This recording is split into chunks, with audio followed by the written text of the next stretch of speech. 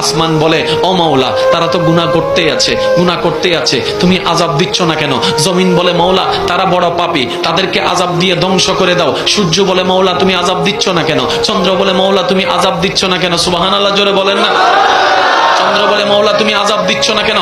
মঙ্গল গ্রহ বলে মাওলা তুমি আযাব দিচ্ছ না কেন? জিব্রাইল বলে মাওলা ধ্বংস করে দাও না তাদেরকে। পাপ তো এমন পর্যায়ে চলে গিয়েছে, সন্তান পর্যন্ত মা বাবাকে হত্যা করতে দ্বিধাবোধ করছে না, হত্যা করতে দ্বিধাবোধ করছে না। বউ রেখে 3-4টা মেয়ের সাথে পরকীয়া করতে দ্বিধাবোধ করতেছে না। জেনার উপর জেনা করে যাচ্ছে, প্রেমের নামে জেনা করে যাচ্ছে মাওলা, সুদ করে যাচ্ছে, ঘুষ করে যাচ্ছে মাওলা। অন্যায় তো বেড়ে যাচ্ছে, পাপ তো বেড়ে যাচ্ছে, আদেশ অমান্য তো বেড়ে যাচ্ছে। ও মাওলা আগের যুগের বান্দাদেরকে, নবীর উম্মতদেরকে তুমি আযাব দিয়েছো, সাজা দিয়েছো, তাদেরকে দিচ্ছ না কেন? তাদেরকে দিচ্ছ না কেন? আসমানের প্রশ্ন, জমিনের প্রশ্ন, সূর্যের প্রশ্ন, চন্দ্রের প্রশ্ন, জিব্রাইলের প্রশ্ন, ইসরাফিলের প্রশ্ন, মিকাইলের প্রশ্ন, আজরাইলের প্রশ্ন, জমিনের প্রশ্ন, সাগরের প্রশ্ন, পানির প্রশ্ন, হাওয়ার প্রশ্ন, মেঘের প্রশ্ন। এবার রব্বে করিম বলে শুনো শুনো, তোমাদের কথা সত্য। আগের যুগের যারা আছে তাদেরকে আমি আযাব দিয়ে ধ্বংস করে দিয়েছি, অমান্যতার কারণে, বেয়াদবির কারণে, গুনাহের কারণে, বেয়াদবির কারণে, গুনাহের কারণে, পাপের কারণে। কিন্তু এই জগৎ থেকে, এই জাতিকে আমি ধ্বংস করব না, কারণ মুস্তাফা নবীকে আমি ওয়াদা দিয়েছি, কথা দিয়েছি, কথা দিয়েছি, কথা দিয়েছি। কোরআন ডাক দিয়ে বলে, কোরআন ডাক দিয়ে বলে, কোরআন ডাক দিয়ে বলে ওয়ামা কানা আল্লাহু লিউআযিবাহুম ওয়া আনতা ফীহিম। ও রাসূল, যে জমিনে আপনি শুয়ে আছেন, যে জমিনে আপনি আছেন, আমি কেমনে আযাব দিতাম? তার মানে গুনাহ করার পরও আমি আযাব দিচ্ছি না, ধ্বংস করছি না, শুধু আপনি নবী মুস্তাফার কারণে। আল্লাহু আকবার।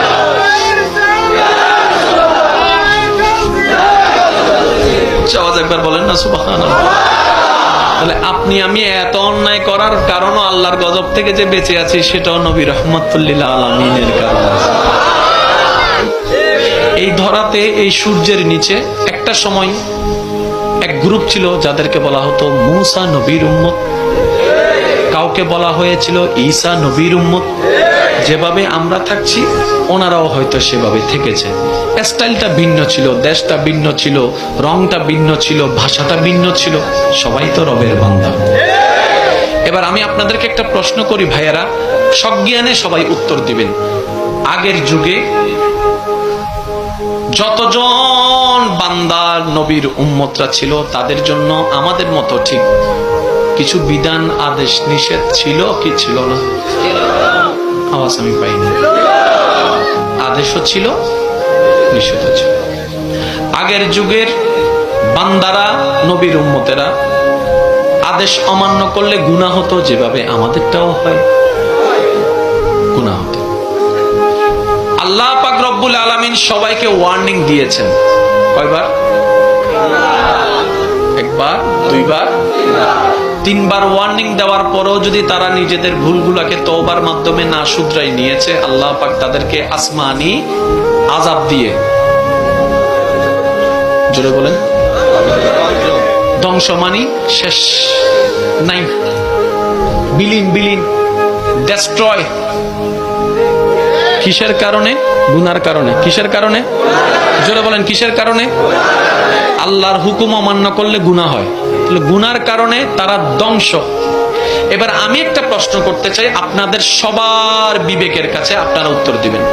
আগের যুগের বান্দারা বেশি গুনাহগার ছিল নাকি আমরা বেশি? আরেকটু জোরে। তো আমরা শেষ হলাম না যে?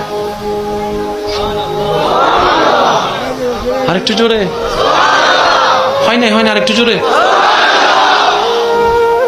আগের যুগের বান্দারা, নবীর উম্মতরা যখন আল্লাহর আদেশ অমান্য করে নিজের মন মতো জীবন যাপন করতে শুরু করলো, আল্লাহ তাআলা তাদেরকে একবার ওয়ার্নিং দিয়েছে, ফেরত আসো, ফেরত আসো, ফেরত আসো, ফিরে আসো। দ্বিতীয়বার ওয়ার্নিং, ফিরে আসো।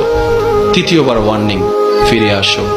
যারা এসেছে, যারা এসেছিল তারা রহমতের মাধ্যমে মুক্তি পেয়ে গিয়েছে, আর যারা আসেনি কেউ নূহ আলাইহিস প্লাবনের মধ্যে পানিতে ডুবে শেষ হয়ে গিয়েছে।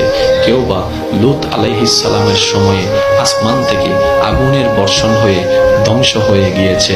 কেউ বা বানরের রূপে রূপান্তরিত হয়েছে, কেউ বা এই রূপে, কেউ বা ওই রূপে। কেউ পাথর হয়ে গেল, কারো ধ্বংস হয়ে গেল, কারো পানি উল্টাই গেল, কারো জমিন উল্টাই গেল। কোনো না কোনো ভাবে একবার, দুইবার, তিনবার ওয়ার্নিং এর পরে সবকিছু আল্লাহর পক্ষ থেকে ডেস্ট্রয় হয়ে গিয়েছে। যেটা ডেস্ট্রয় হয়েছে, ধ্বংস হয়েছে, সে জাতির কোনো নাম নিশানা নাই, সেই এলাকার কোনো নাম নিশানা অস্তিত্ব তেমন আগের মতো নেই। ওইটা আর উর্বর জমি বলা হয় না, সেটাকে আযাবের জমি বলা হয়, আযাবের জমি বলা হয়, সাজার জমি বলা হয়। এবার আসমান প্রশ্ন করে, মাওলা 2022 সালে যারা আছে ওরা আগের গুলার চাইতে 10 ডবল গুনাহগার। আমি আমার কথা বলছি, আপনি আপনারটা বলুন।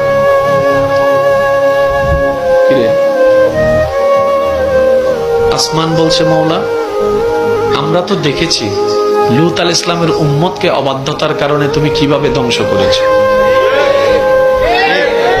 আসমান বলে আমি দেখেছি, সূর্য বলে আমি দেখেছি, চন্দ্র বলে আমি দেখেছি। মাওলা জমিন বলে আমি তো নিজে দেখছি। অবাধ্য যারাই হয়েছে তোমার গজবের শিকার হয়েছে, গুনাহ যারাই বেশি করেছে তারাই গজবের শিকার হয়েছে। এবার আমরা যখন দুনিয়াতে বিচরণ করতে লাগলাম, তাদের যুগে ফেসবুক ছিল না, আমাদের যুগে ফেসবুক আছে। তাদের যুগে ইউটিউব মেসেঞ্জার ছিল না, আমাদের যুগে ইউটিউব মেসেঞ্জার আছে। তাদের যুগে ইন্টারনেট ছিল না, আমাদের যুগে ইন্টারনেট আছে। মূল কথা যেটা বলতে চাচ্ছি, তাদের গুনাহ করাটা যত কঠিন ছিল, আমাদের গুনাহ করাটা তত সহজ হয়ে গিয়েছে। সহজ হয়ে গিয়েছে। হাঁটতে গুনাহ, বসতে গুনাহ, শুইতে গুনাহ, যাইতে গুনাহ, ঘরে গুনাহ, বাইরে গুনাহ, বন্ধুদের ভিতর গুনাহ, ভাই বোনের ভিতরে গুনাহ, বন্ধু গুনাহ, ভাই ভাইয়ের গুনাহ, এমন গুনাহ তেমন গুনাহ, টিভিতে গুনাহ, মিডিয়ায় গুনাহ, মোবাইলে গুনাহ, এখানে গুনাহ, সেখানে গুনাহ, চার দোকানে গুনাহ, চার দোকানের মধ্যেও গুনাহ, চা খাইতে গেছি সেখানেও গুনাহ, গুনায় গুনায় আমাদের ভরপুর। এবার আসমান বলে, ও মাওলা তারা তো গুনাহ করতেই আছে, গুনাহ করতেই আছে, তুমি আযাব দিচ্ছ না কেন? জমিন বলে, মাওলা তারা বড় পাপী, তাদেরকে আযাব দিয়ে ধ্বংস করে দাও। সূর্য বলে, মাওলা তুমি আযাব দিচ্ছ না কেন? চন্দ্র বলে, মাওলা তুমি আযাব দিচ্ছ না কেন? সুবহানাল্লাহ জোরে বলেন না। চন্দ্র বলে, মাওলা তুমি আযাব দিচ্ছ না কেন? মঙ্গল গ্রহ বলে, মাওলা তুমি আযাব দিচ্ছ না কেন? জিব্রাইল বলে, মাওলা ধ্বংস করে দাও না তাদেরকে। পাপ তো এমন পর্যায়ে চলে গিয়েছে, সন্তান পর্যন্ত মা বাবাকে হত্যা করতে দ্বিধাবোধ করছে না, হত্যা করতে দ্বিধাবোধ করছে না। বউ রেখে 3-4টা মেয়ের সাথে পরকীয়া করতে দ্বিধাবোধ করতেছে না। জেনার উপর জেনা করে যাচ্ছে, প্রেমের নামে জেনা করে যাচ্ছে মাওলা, সুদ করে যাচ্ছে, ঘুষ করে যাচ্ছে মাওলা। অন্যায় তো বেড়ে যাচ্ছে, পাপ তো বেড়ে যাচ্ছে, আদেশ অমান্য তো বেড়ে যাচ্ছে। ও মাওলা আগের যুগের বান্দাদেরকে, নবীর উম্মতদেরকে তুমি আযাব দিয়েছো, সাজা দিয়েছো, তাদেরকে দিচ্ছ না কেন? তাদেরকে দিচ্ছ না কেন? আসমানের প্রশ্ন, জমিনের প্রশ্ন, সূর্যের প্রশ্ন, চন্দ্রের প্রশ্ন, জিব্রাইলের প্রশ্ন, ইসরাফিলের প্রশ্ন, মিকাইলের প্রশ্ন, আজরাইলের প্রশ্ন, জমিনের প্রশ্ন, সাগরের প্রশ্ন, পানির প্রশ্ন, হাওয়ার প্রশ্ন, মেঘের প্রশ্ন। এবার রব্বে করিম বলে, শুনো শুনো তোমাদের কথা সত্য, আগের যুগের যারা আছে তাদেরকে আমি আযাব দিয়ে ধ্বংস করে দিয়েছি। অমান্যতার কারণে, বেয়াদবির কারণে, গুনাহের কারণে, বেয়াদবির কারণে, গুনাহের কারণে, পাপের কারণে।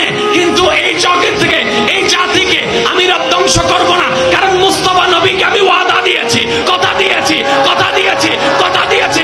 কোরআন ডাক দিয়ে বলে, কোরআন ডাক দিয়ে বলে, কোরআন ডাক দিয়ে বলে, ওয়ামা কানাল্লাহু লিওয়াযিবাহুম ওয়া আনতা ফীহিম। ও রাসূল, যে জমিনে আপনি শুয়ে আছেন, যে জমিনে আপনি আছেন, আমি কেমনে আযাব দিতাম? তার মানে গুনাহ করার পরও আমি আযাব দিচ্ছি না, ধ্বংস করছি না, শুধু আপনি নবী মুস্তাফার কারণে। আল্লাহু আকবার।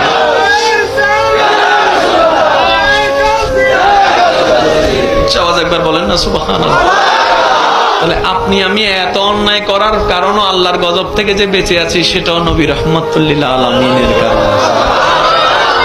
এছাড়া দ্বিতীয় কোনো কারণ দেখি আপনার যোগ্যতায় থাকলে আপনি দেখান, আমি আমার যোগ্যতায় থাকলে দেখাই।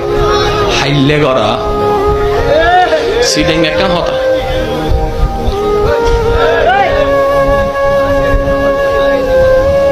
কি হবে